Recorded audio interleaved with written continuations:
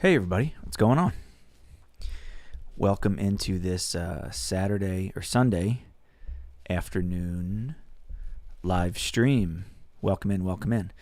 As we're waiting on a few more people to get here, first, welcome in. I have two things I need you to do. Let me know where you're tuning in from, and then let me know if you can hear and see everything okay. Let me know if the volume is good, I'm clear, you could see me, all that good stuff. And also let me know where you are. It's so cool in the world.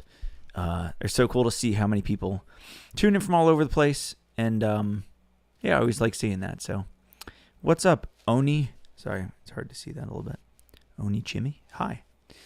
How are you doing? I'm good. I'm excited to dive into this live stream here, analyze this solo, talk about it and stuff, and just hang out with you guys a little bit. Wyoming, and then it's all good.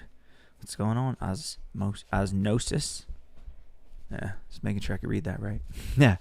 So in a minute, I'll just let people kind of get the notifications, get the emails and stuff, and get in here. Soft Guitar 60. What's going on? Hello from Germany.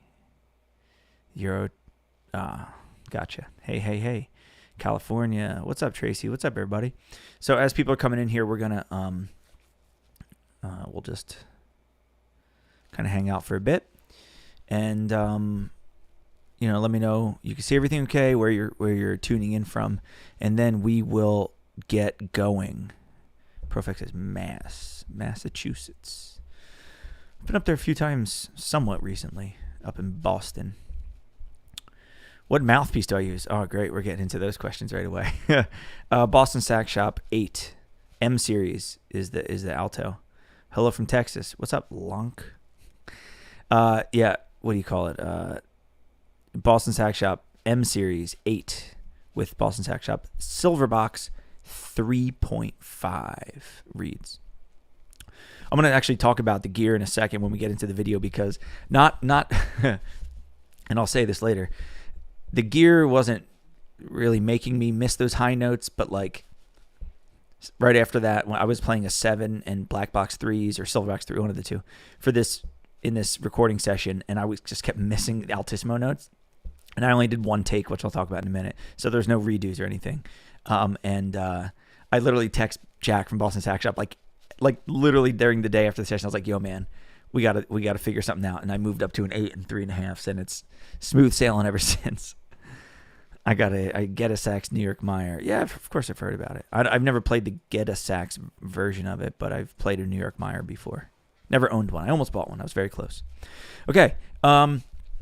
So in about a minute or so, I'm going to dive into this, and we will. I'll go through it. So basically, what I'm going to do here is I've done this video twice already of like what did I play, where somebody transcribed one of my solos, and people seem to like it. And what I did was basically play through the solo and stop at certain points and talk to you about like what was I thinking of, like why did I play that.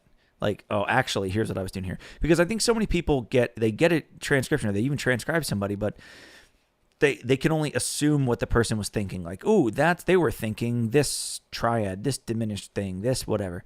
Like sometimes in this solo, you're going to hear, I'm going to tell you, listen, I was just wiggling my fingers. Like, there's like 10 tuplets and 30-second notes, and I wasn't like playing 30-second notes. I was just going blah, blah, blah, from maybe a low note to a high note or whatever. So I'll actually explain that so you don't get too caught up into it. My favorite story about transcribing stuff, I forget who it was. It was not Hal Galper. Was it Hal? Or no, it was someone else who was transcribing Monk. And he said he got like this whole album or this whole thing done except for one chord. And he spent like hours and hours on this chord, right? He was like, I got to get this chord. It's like, it sounds like this, it's so dense, blah, blah, blah. Then he finally saw a video of Monk playing, and it was just like in the middle, he was going crazy, and he just slammed his arm on the piano, like just to play like every note. So the point of, I guess, me talking about the transcription of my own playing, which is kind of weird, but it's because you can then do something with it. I actually made the PDF in B flat and C as well. So make sure you go to, there's a pinned comment here in the live chat, but also in the description. If you go to davepollack.com/be-sorry, you'll get the PDF here in C, B flat, and E flat. I'm only going to go over the E flat today because that's what I played. Originally it was in E flat, but I made sure to get the other ones. And that way you can have it for any instrument that you play. But it's all one PDF. When you get it, it'll just be like, I'll show you. It'll scroll through. Okay, a couple more things, and then we're going to dive in. Ever listen to Ornette Coleman? Absolutely. Love him. Jack is such a wonderful human being. He's done so much great stuff for horn players. Yes, he has. Shout out to Jack at Boston Sax Shop. He's great. He's done a lot for not only like professional players, but for the buying public, because he cuts out a lot of the BS stuff. Someone says, I first found out your channel in the Will It Play series. Yeah. Now I somehow meet this live stream. Today was my lucky day. Have a nice day. Hey, Richard, thank you for coming by. I hope you dig it. Yeah, the Will It Play, the first one is my biggest video on my channel so far still. And it brought a lot of people. Are you ever going to make a gaming channel? I don't like play video games, so no. Unless you mean like go play mini golf, then I'll do that. Me and Ryan Devlin want to become professional mini golf players. Hi, John from Oregon. Hey. What's up, John from Oregon? How long did it take you to transcribe your solo? Oh, I didn't transcribe it. I've never transcribed one of my solos. Yeah, so I guess I should point that out. None of these were transcribed by me. I couldn't transcribe this, even though I knew what I played. Well, I was there, I guess. But it's too hard. That stuff's so hard. I'm not good at transcribing. I did not transcribe this. This is Wesley Chin. He puts his email or his website in the bottom of the PDF, so you can go check his stuff out. He's great. And he transcribed this super fast. Like, I don't know how many hours, but it couldn't have been many hours. Like, not many at all, based on the turnaround time. And yeah, so it was quick. He did this really quick. All right. Do you play Barry? I mean, I have. I don't own a Barry, but I've actually played, I think, 2 gigs in my life on Barry and some big band. I don't love it. It's not my thing. Okay, so let's dive into this now. Let's dive into this solo. By the way, if you're just jumping in, go to the description, top link, or the pinned comment here in the live chat. You can get this PDF for free. It'll be in C, E flat, and B flat, all in one kind of PDF download. So there you go. All right, so first thing, here's what I want to do. I want to just play the solo in its entirety, if you haven't seen it. Not the whole song. The song's 9.5 minutes. I do encourage you after this, though, to go check out the whole tune. Just type in on YouTube, Princeton Studio Band Be Sorry, or something like that. Studio Band Be Sorry. So this was at Abbey Road Studios in London. It was my first time there. It was back in December. So I'll talk about that whole process in a bit. But the main thing here is I just want to kind of get through the song. So I'm now going to play the song, and let's take a listen to well, not the song, just my solo part, and then we'll talk about it. Here we go. And by the way, when I play it, if there's any issues seeing or hearing it, let me know.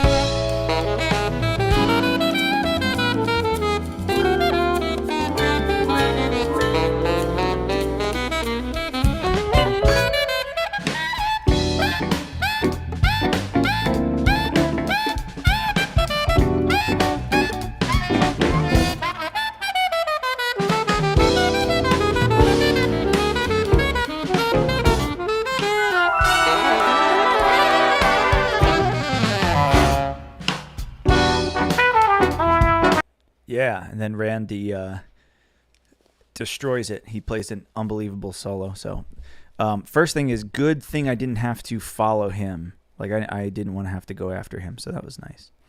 But yeah, so there you go. There's that solo. One take. So this was, I think, the last day. Oh, Ryan Devlin's calling. Should I answer it? Here we go. Yo, Ryan, I'm live on YouTube. What's up? Yeah, I am. You want to say hi to everybody? Hold on, put you on speaker. Of course. Say hi. Yo, what's up, all of Dave's fans? They all say hi. Can I give you a call back after? In probably 45 minutes. By the way, thanks for being a real fan and not even knowing I was going live. No, it's cool. It's cool. It's fine. It's fine. I only put it on Instagram, YouTube, email list. No, it's fine. It's cool. Oh, actually? Can I call you back in 45? Somebody says, hi, Ryan. Yep. All right. I'll see you. I'll call you. All right, bye. See, guys, this is real life stuff. When you have friends like Ryan Devlin who don't even, know that you're going live. Everybody's laughing. Was this an ad for Untuck It? What is Untuck It? Do I want to know what Untuck It is? That sounds a little weird. What is Untuck It? Okay. You can explain what that is, and then I'll let you know. So this was transcribed by Wesley Chin. Let me get Ryan is practicing, not Insta Ink. I posted it yesterday too. Come on. He sees all my stuff. All right. So here's the PDF. And shirts. Oh, way to call it, Ryan. Listen, I'll call out anybody. He would do the same to me. So here's the PDF. All right. And what I'm going to do is kind of play chunks of it. So in this PDF, this is the one you'll get. So it actually contains, if you scroll up here, like you see, the C instruments, and then you scroll down, and then this is the key I played it in, E flat instruments, and then down here for B flat. So here's the thing. Because I played it on alto, because I played it low, high, altissimo and stuff, it's not going to fit perfectly. Like if you play tenor, this isn't going to fit in your range. Right. If you play clarinet, it'll probably fit better because it's probably going to go low. I forget if I put it low or high for B flat or C or whatever. But, and I get complaints about this sometimes when I post a transcription or even something. They go, it's out of my range. I'm like, it was originally played on this key. So if you switch the key, like if I play an altissimo B on alto, you either got to play an altissimo E on tenor or put a bunch of stuff down an octave. But then when you put it down an octave, then it's not in the right range. So, don't kill me for this stuff. All right. So, all right, here we go. And like I said, this is done by Wesley Chin. So he does super good transcriptions. It's really clean. He tells you that it's 433 in the tune. And his website here is at the bottom. Transcribe with Wesley Chin. Go to wesleychin.com. Check him out. But yeah, so here's a solo. So first thing I'm going to say is, and ask along the way, guys, questions about the solo specifically. I can answer random stuff at the end. But throughout the solo, and if you listen to the tune, and even when I show you and when you look at the chords here, it's really in one key, right? It's in concert E minor, so C sharp minor for alto. That's kind of the home tonality and home key. And whenever I'm teaching people how to play solos and improvise, that's like a great place to start. Obviously, the melody is a great place to start, but this song, if you listen to the whole thing, it doesn't really have a melody that. I mean, the melody works, but it's not. You're not going to reference the melody as much in a tune like this as you would like All the Things You Are or something. So, I think about the overall tonality. So in this tune, it's going to be concert E minor, so my C sharp on alto, and I'm just going to reference alto key here. Okay, so when I say C sharp, I mean alto C sharp. So that's what I was focused on mainly. Yes, there are different chords, but those chords, they don't really set up a new tonality. There's not really a new key. It's just kind of other chords that create colors, but it's still over top. So I wasn't as worried, and you'll see in a second, about every individual chord tone. I wasn't trying to like voice lead and hit the third here and an upper lower, enclosure here. That's not this type of tune. Jazz standards, other type of tunes like that, absolutely. Tune like this is more about the rhythm aspect, which I'll talk about a lot. The articulation, the rhythms, the overall just feel of the solo. Like, is it frantic? Is it more relaxed? Is it high? Is it low? Is it loud? Is it soft? Stuff like that versus the note. Like, I'm not going to be doing much harmonic analysis here because this solo doesn't really need that. Okay? So let's start with the beginning here. Let me play the beginning of the song.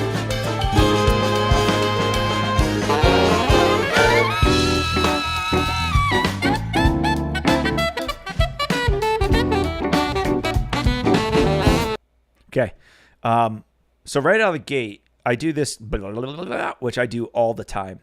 Anytime I'm with Don Palumbi's band game night, and we play what is it? The Yu-Gi-Oh anime intro. That song, and there was one other one as well. I think it was To Xanarcan. Both of them, either on the album or the live stuff. I always do this big rip up to a high C sharp. I think it's in the same key. But I like starting solos like that. Starting solos like that when you can. I can just feel like and just do this big rip up to whatever high note I want. It's kind of a fun way to start. So when you look at it, though, like I'm not thinking about each of these notes. So it's sort of chromatic, like B, C, D, D sharp, E, F, G, sort of. Not really. This is one of those start low, and just fill in the space, get up to this high note, which is right here, this altissimo C sharp. But then rhythmically, that's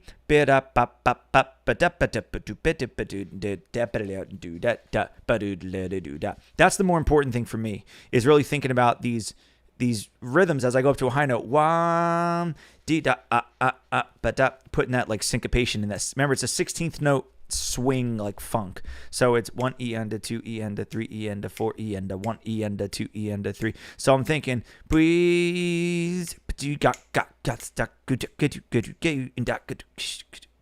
I'm really thinking about like what the drummer is doing.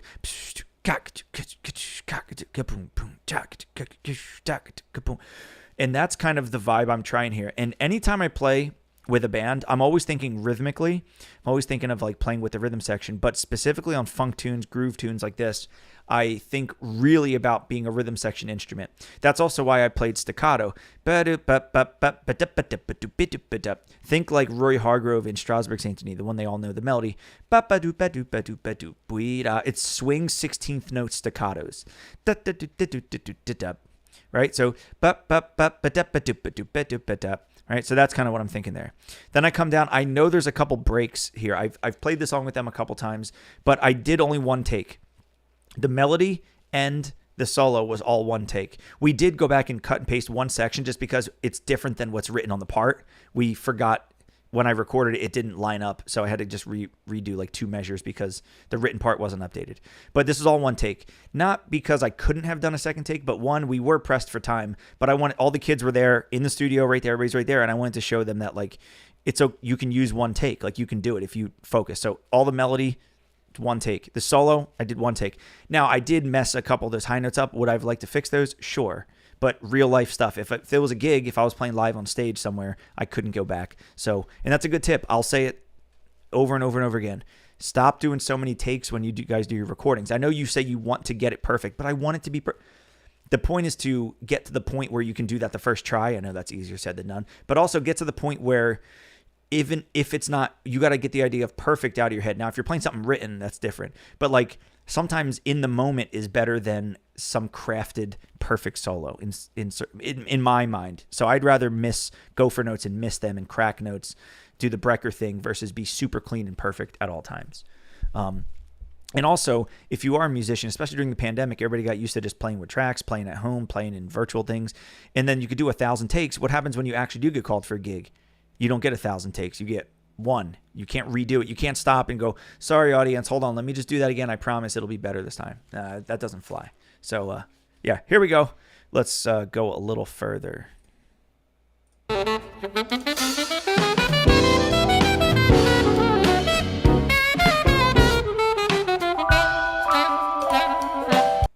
Okay, so here, when I go through this little solo break, this solo break, I think, is right here. But then this is a 2-5, right? So it's F sharp minor to B7. So this is the one time where there is some type of other harmony here. And so this would normally be a 2-5 in the key of E major-ish. It could be E minor, but really it's a minor 7. So E major. So I kind of do, let me move this out of the way. So I kind of do play, there's that scaling up in the key. Remember, I'm thinking E major here, which is also C sharp minor, which is funny. So that's the other thing about it. Yes, it's a new tonality, but it's really not. I go down the F sharp minor then hit but then here it doesn't go to E major, it goes to B flat 7, C7, A something. You notice the difference in the swing 16ths here versus, and by the way, you guys can jump in at any point in the chat and ask whatever you want. I am looking at the chat as well. I play much more legato here versus it's a completely different feel because I know it's kind of being brought down to these 4 chords, the C sharp, E, A sharp, and E here. But before that, it's, starting the solo, staccato, more aggressive, and I bring it up to this point. I kind of do a trill on each of these notes because I'm like kind of setting up another sort of solo break rip up here with all this craziness. By the way, Wesley is an absolute beast. Look at all this. Like, that's insane. I couldn't do that. Yeah, so here we go. Let's keep going. I'll back it up just a hair.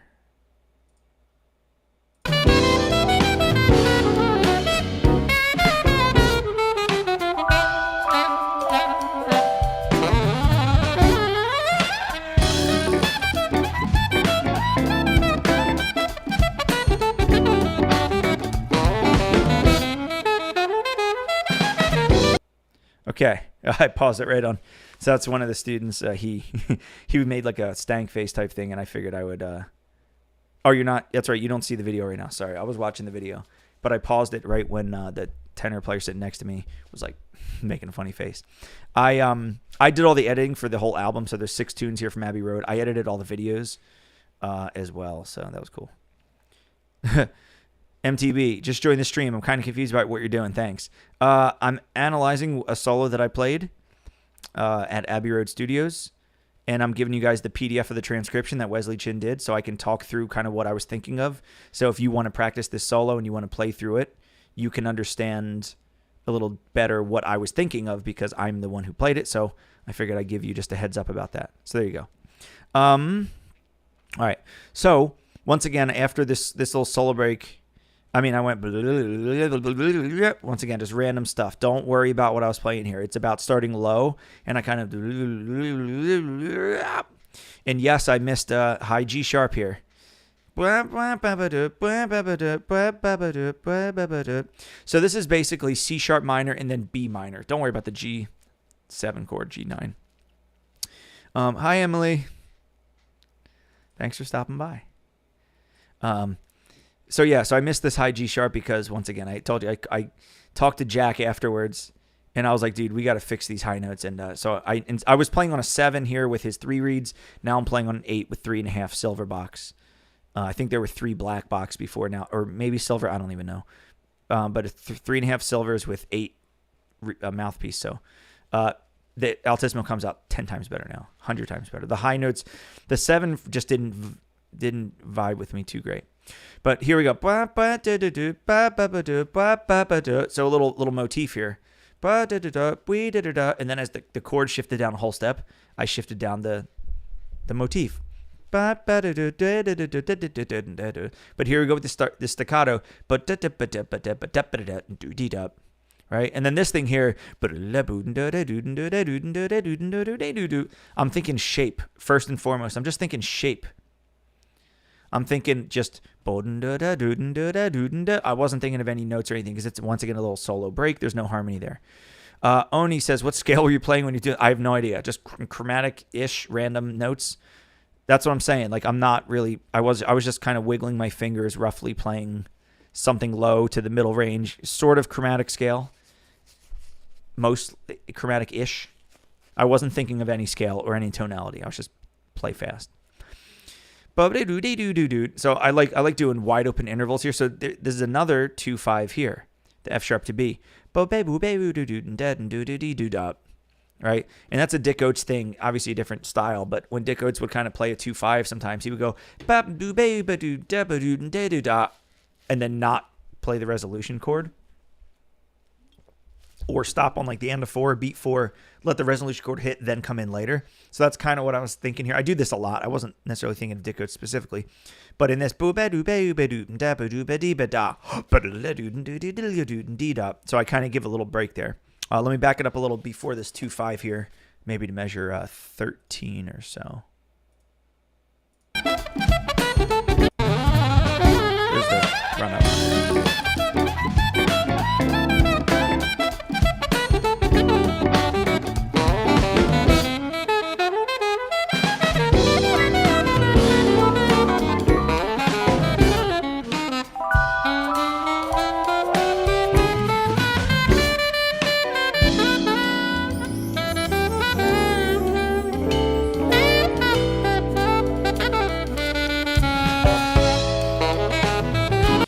Okay, so this is like, I guess, the bridge, you would call it, of this tune. But you notice the most important thing here is that the vibe changes, right?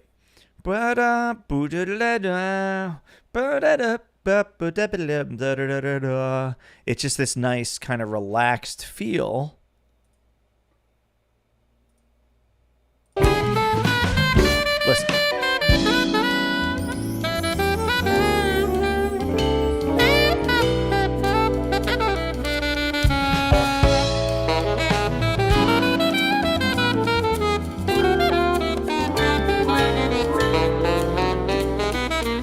So I'll stop it right there before we get a little further.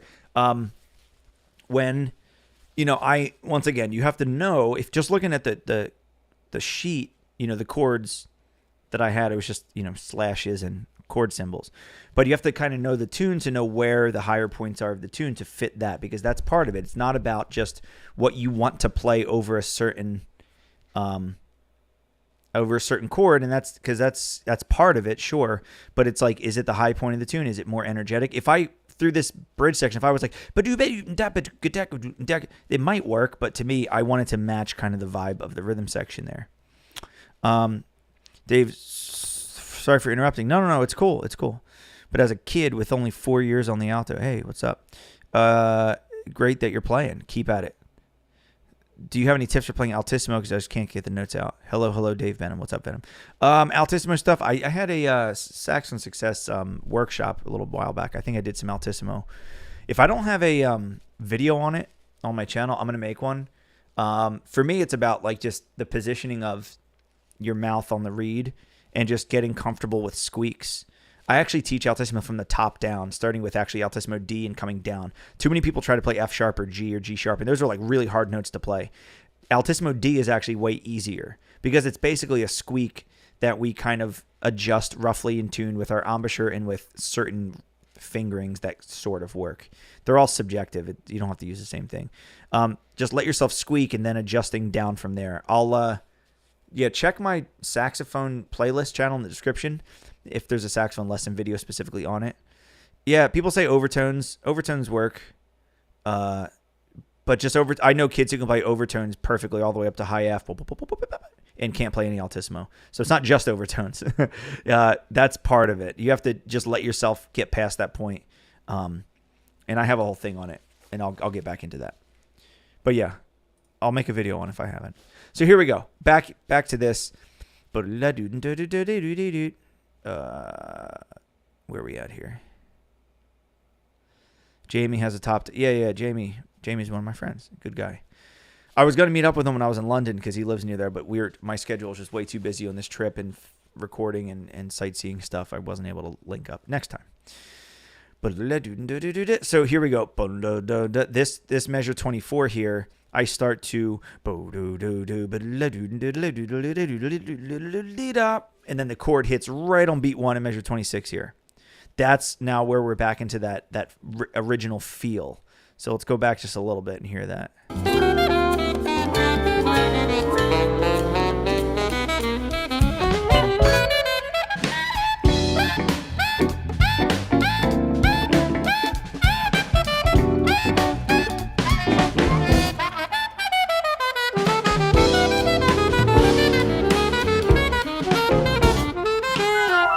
Okay.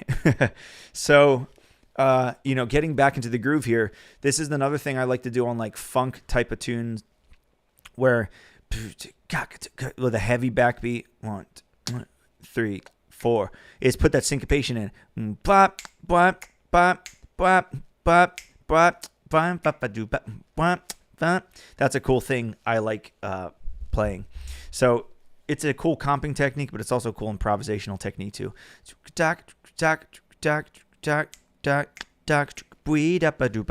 and add a little in the second bar there on beat 4. Play 4 E and then keep going with it. And then here's where I miss all these high Bs. I like how Wesley put an X there. Like, yeah, that's what you were going for, but it didn't happen. I wasn't even close to getting them.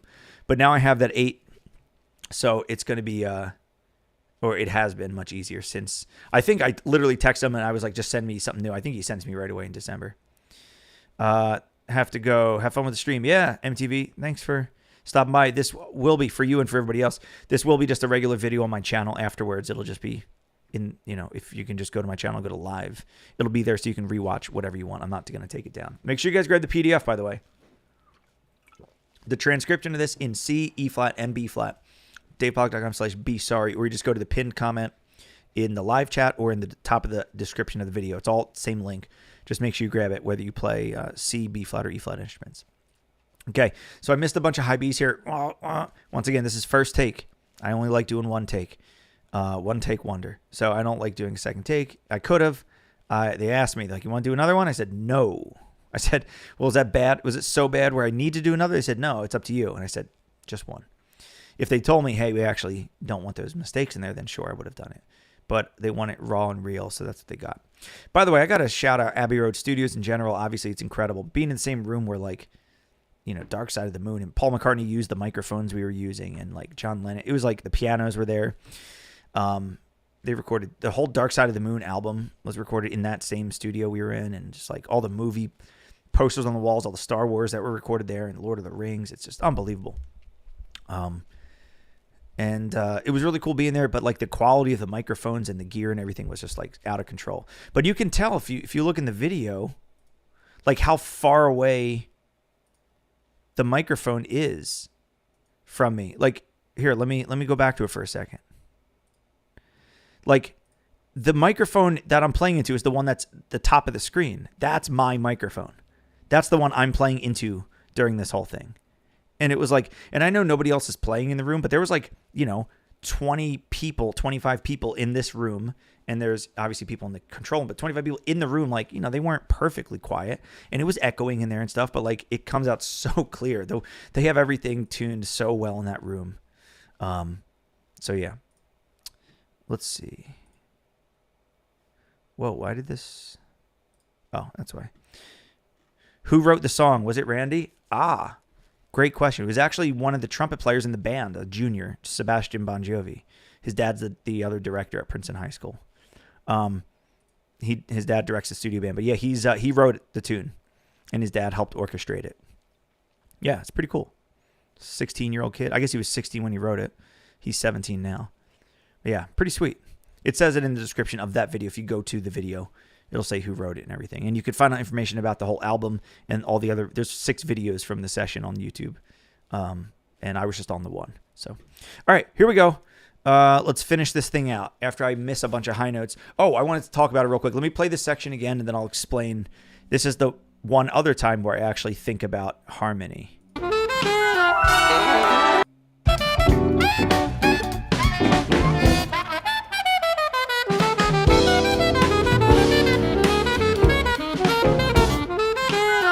Can anybody catch the lick? What was the quote there? And I'll even point it out on the PDF. Where is it? There's the first one. There's the second one. Sorry, my computer's really slow. And there's the third one. Does anybody know what that's from? It's a little altered. It's not exact. Any guesses?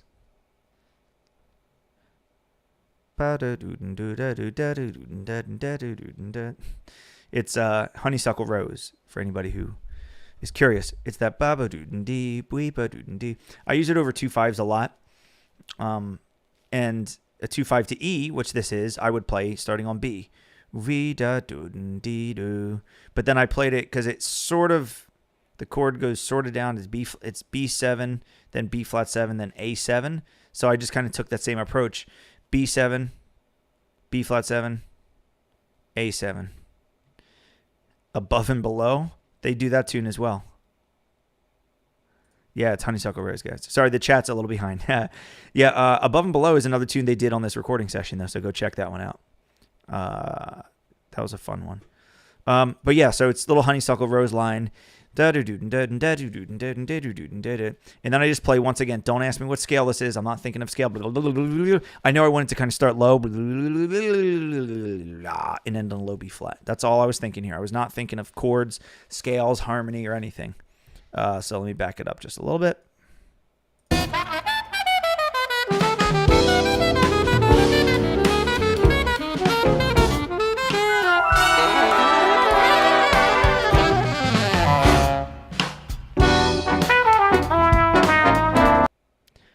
There you go. And that's the tune. It's that's the solo, I guess I should say. But like I said, at the end here, I'm just thinking just and chromatically, almost chromatically, but I want it to end really low with, a nice B6 end on a B flat there. So it's pretty funny. Yeah. So, there's the solo. Any questions? Now, you're going to get the PDF and you're going to look at it. And if you want to play some of those lines, go for it. But the number one thing to think about when playing a solo like this, and I've said it about 10 times already, don't go into this solo trying to analyze my, trying to analyze my notes. Oh man, but you played a C sharp over a C chord. Why did, no. There's a couple times where harmony made, what was a forethought in my mind where, okay, I have that F sharp to B, and then at the end there I had the B to B flat to A. I was like, let me do a little motif. And then the most of the tune was in concert E minor, so my C sharp minor. So I played C sharp minor, roughly, throughout those sections. But it's not like you're playing Impressions or Softly's in a Morning Sunrise, like these minor tunes which have a strong minor tonality, then sometimes get away and then pull back in a nice, coherent, regular jazz type of way. You know what I mean? Like with minor 2/5s and there's a bridge and all this stuff. This song is more about just grooving, but with these slash type chords that are really kind of crunchy. And my goal when playing through a tune like that is what would make the most sense? Would it make sense to try to just play chord tones? No, it's more about thinking of the overall tonality, where it's coming from, where it's going to get back to, and it's just kind of a stop along the way, these other chords. But most importantly, it's the rhythms. It's going to be the phrases. It's going to be the overall vibe. I always say that term, the overall vibe of the tune. It's what does it feel like? What's the actual overall kind of feeling of the tune? Is it more aggressive? I could have played the song if it was the soul section, which it is boom. I could have gone boop boop boop boop bop bop bop bop bop boody doo. But in the whole tune's this churning thing, and it builds and builds and builds and builds and releases in this big thing, and it's hard driving that I felt that wouldn't make sense to me to pull it down. Now, after my solo, when I kind of comes out of mine, it's just a little fill and then starts grooving again. Then Randy comes in with a nice relaxed thing, and then he starts going off and does his stuff. But mine was built up to it. If you hear the beginning of the solo, there's this strange kind of this 6/8 type of thing. 1 2 3 4 5 6 1 2 3 4 5 6 1 2 3 4 5 6 and it builds. So you got to think to yourself, don't just say, okay, I'm waiting for my break and then I'm gonna play whatever I feel like. It's what would make sense coming off of that that section. Giancarlo, welcome in. I'm a Barry player and I want to get better at alto and tenor. Any tips on developing better tone on these instruments? Yeah, I have some videos on tone. Go in the description of this video, and there's a saxophone playlist. There's a bunch of videos about tone. The best thing about these playlists is that I can't explain everything just like this. I have to demonstrate it and break it down, and I do that for a lot of the videos in that playlist. If the problem is specifically alto and tenor, if you feel comfortable with your sound on Barry, but not on alto and tenor, It's a combination of just playing those instruments more and just getting more comfortable with them, but then also knowing the differences between bari and alto, or bari and tenor, or alto and tenor. It's the same thing if you're playing clarinet, flute, and saxophone, where, in the beginning, I think it's good to dedicate a lot of time in bigger chunks to one instrument. So in this case, I would say dedicate bigger chunks of time to alto or tenor, but then get to the point where you can play 5 minutes of bari, 5 minutes of alto, 5 minutes of tenor, 5 minutes of bari, 5 minutes of tenor, 5 minutes of bari, 5 minutes of alto, 5 minutes of bari, 5 minutes of tenor, and be able to just switch instantly, because that's when you get to be a good player. It does you no good, I think, in real life if you can play bari really well, and then you can play tenor well with a good sound, but you need like a half an hour to warm up on it before you start feeling good. Like, we don't get that luxury a lot. The throat shape. Well, I think that's consistent with every instrument, every saxophone that I play. I always think of not but which just goes keeps everything still relaxed here and keeps your tongue super low. Ta ha hu I just keep my tongue low when I play, whether I'm playing soprano, alto, tenor, or bari. But there's going to be differences because of the overall shape of the mouthpiece and the size of the mouthpiece and the amount of air you use too. People forget about, you got to think about, this is where when people say gear doesn't matter, I say, well, it does, but it depends what you're talking about here. And what I'm saying is the difficulty of making a sound is going to be dependent on the size of the mouthpiece, how much air, so if you play bari, normally you probably play with a lot of air, which means traditionally you're going to use maybe a harder setup on alto and tenor, like bigger tip opening and or harder reed. But if you play a really light setup on bari, like a really buzzy thin reed with a small mouthpiece, so you don't actually need a ton of air, you're going to need to think about that size, because some people just fight their gear. They play with, they're like, I'm used to playing alto with a 4 mouthpiece, and I moved to tenor with a 10-star mouthpiece. I'm like, it's never going to work. But yeah, so check that out. I would say dedicate a bunch more time in bigger chunks to those instruments up front, then switch. There was a point when I was playing flute and clarinet a lot some years back. I had to really spend a lot of time just on flute for a while. I was like, I'm a flute player in today's practice session. That's it. But then you got to get to the point where I want to be able to pick up put the alto down and 4 bars later, play flute with that same embouchure. You don't need any warm up. So I also practiced that. I would literally play, set a timer, and as soon as the timer went off, I had like 10 seconds, 15 seconds to switch, or not even, less than 10 seconds to switch to the other instrument and be able to play right away with no getting ready. So that's an important thing. Okay. If you guys have any questions about the solo, any questions about the session, any questions for me, I'll take them now. And if you don't have any more, then we'll probably end this thing. By the way, I'm repping the homie, Ska2 Network. Go check out Jer and check out Ska2 Network. They have some great, great music, great playing, obviously, but also great merch too. So get some Ska2 Network merch. They have lots of stuff. Yeah, any other questions, guys? How practice better voice? Do you mean like singing voice? If you can clarify that. What do you mean? You mean better voicing with your mouth and throat, or you mean like singing voice? Because if it's singing voice, I have no clue. Talk to a singer. I do 5 on bari and 7 on alto. That's mostly because I can't get a bigger tip opening on bari. Okay. Don't forget to call Ryan. Thank you, actually. Appreciate it, Steven. Yeah, I need to call him back right afterwards. For those who missed it, Ryan Devlin called me in the middle of this, and I have to give him a call back. Yeah, so I would say if you play a 5 on bari, that's fine. 7 on alto should work. Just, around a 3 reed or something. But yeah, just spend time on the instrument. Don't think you're playing bari. I think what a lot of people do, they make the mistake of trying to impose their embouchure, air, articulation, like the way they play one instrument to another. When you pick up an alto, your brain needs to shut off from bari. You need to say, I'm an alto player. It's easier said than done. Like when I play tenor, I sound like an alto player who plays tenor. But I'm trying, when I play tenor, though, I don't think about alto.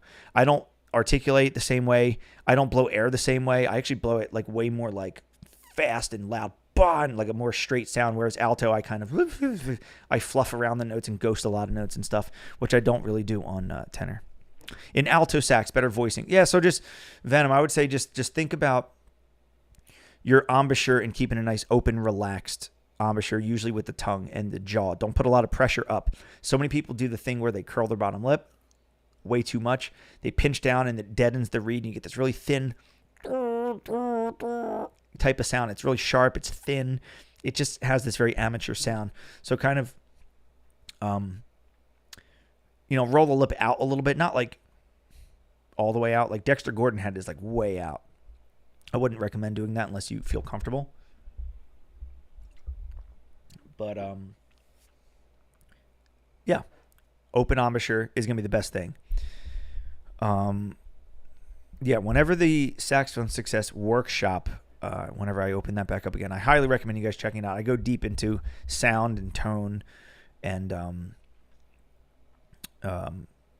altissimo and vibrato and growling and like just all those like things related to playing saxophone specifically.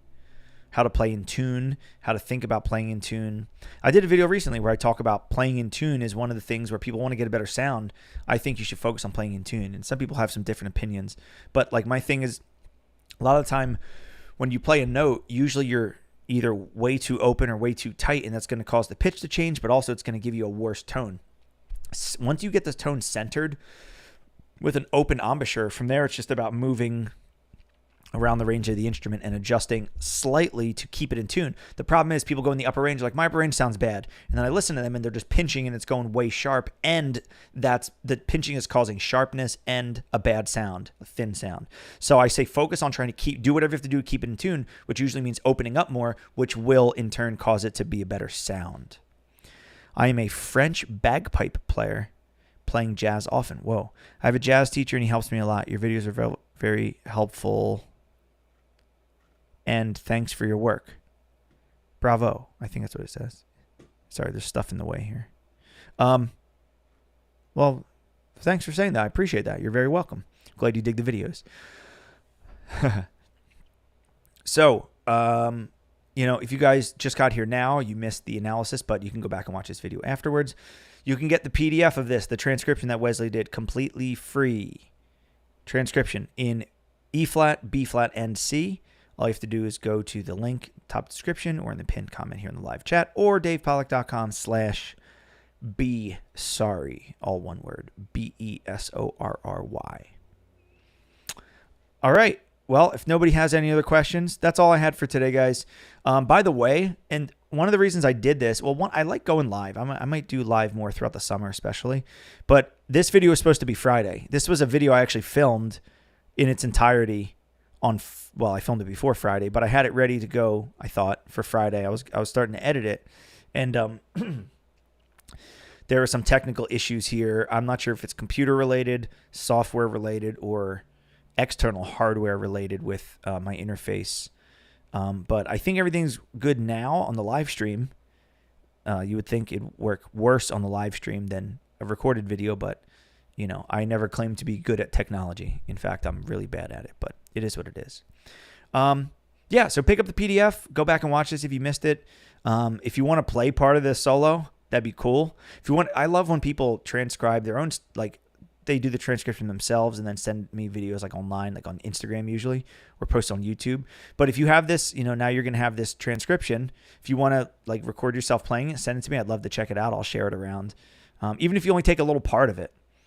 Because this is a tough one. Like I'm looking at it, I'm like, I couldn't read that. There's way too much stuff there. And by the way, any of the 30-second note, 9-tuplet, 7, don't even like, just like play a chromatic scale or something. Don't worry about playing what I played. I wasn't worrying about what I was playing, so you shouldn't be either. I was just going blah, blah, blah, blah. So just pick whatever notes roughly in those same ranges, and you'll be you'll be good to go. All right, guys. So thanks so much once again. Be on the lookout for more live streams this summer. Like I said, I think I want to do more, while I have the time and the ability. It's really fun because I can still get the information out there, but I can get reactions in real time instead of answering in a comment, which is cool. So be on the lookout for that. What else? Get the PDF. Check out How to Hang. By the way, starting tomorrow, I'll give you guys a little sneak peek. Starting tomorrow, How to Hang on a Jazz Standard, the PDF and lesson or analysis PDF package with analysis videos and all that good stuff, audio files, backing tracks, is going on sale, 20% off starting tomorrow for 5 days, using code SUMMER because it just clicked over summer on Friday. So SUMMER, you'll get 20% off on the website. So go tomorrow to davepollack.com/store. Actually, you can go right now. Sorry. I already set it up. So technically it's live now. You guys are hearing this. Everybody else will know tomorrow when I message everybody on Monday morning. But yeah, if you go right now, actually, silly me, it's already live. davepollack.com/store. How to hang on a jazz standard. You can get it 20% off either version, either the one without the analysis videos or with. So go check it out. Live playing mini golf. Hey, listen, we might. I told them we should do a live stream playing. The problem is like internet connection, because we'd just be running probably on our phones using, 5G or 4G, whatever. So, unless there's a mini golf place that has Wi-Fi, or we can like set up like a Wi-Fi hotspot. Listen, our videographer and editor for the podcast, Dan, who did he does all our videos, but he's so good with that stuff. I'm sure he has like a backpack like Wi-Fi system that he can run, and we can run like super high quality live stream from the golf course. Bye. I'm gonna go play active now. Saxophone. Sweet, Oni. Enjoy. Appreciate you too, Kirk. You from Philly? Close. I live in New Jersey, pretty close to Philly. Let's go Phils. They won again today. 51 wins on the season. Let's go. If you guys ever go to a Phillies game, maybe you'll see me there. I don't go to that many. It's not like I have season tickets or something, but you never know. Okay. I'm going to be, any gigs coming up? Yeah, this Friday. I'm not playing a lot of gigs just in general. I'm going to go practice now. Yeah, Oni, get it. I'm very choosy with gigs because I just can. So I don't really play a ton of gigs anymore. Only ones I deem will be really, like, some people say it has to have 2 out of 3, like good pay, like good music, and good like hang/good people.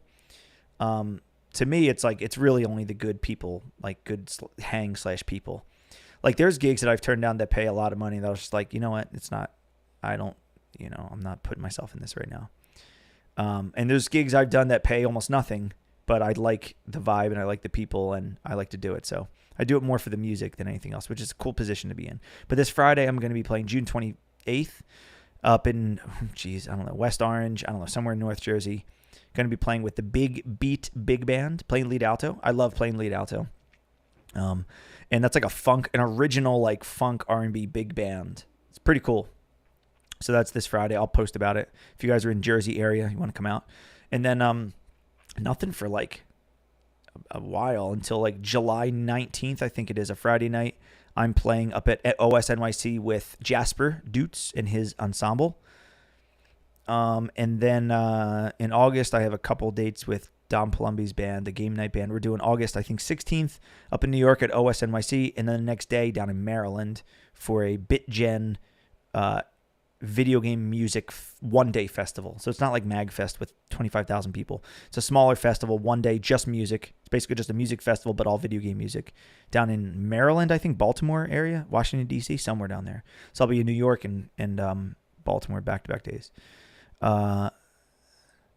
They're paying like $10 these days. What is they? I mean, I've played with bands that pay much more than that. Even big bands where you're getting, 20 times that. So I don't know who they are, but, Do you ever do masterclasses or lessons in person? So I don't do any lessons right now. Might be changing. But masterclasses in person, sometimes I give them randomly. Like if a school hires me, like I flew out down to Orlando to do one masterclass and one concert. I might be flying out to North Texas at some point to do one. I do some at the National Jazz Festival in Philly every year. So it is what it is. Yeah, all right. So thank you guys for hanging. I appreciate it. Make sure you pick up the PDF. It's yours for free. And yeah, thanks for hanging out. I always love doing this stuff. If you have any other questions for me about this solo or just anything in general, leave a comment here. Email me, info@davepollack.com. And I will hopefully get back to you as quickly as I can. A lot of the venues around me pay about that. Yeah. Well, it depends. Yeah. I mean, it is what it is. It depends on the place. It depends on the act too. I mean, they're going to a lot of time pay like they'll pay a group of kids in college differently than they'll pay like if I was bringing a band there or something. So also, I go into gigs depending if I don't know the venue, if it's like one of those type of gigs where there could be negotiation, I always set a rate. And if they can't make the rate, then I just don't do the gig. I don't want to undercut I just don't want to undercut the business. Other people, they can play for less, and it is what it is. I'm not going to look down on them for that, but I don't want to be the person who says, ooh, you can only do $50 for a quartet for 3 hours? You got it.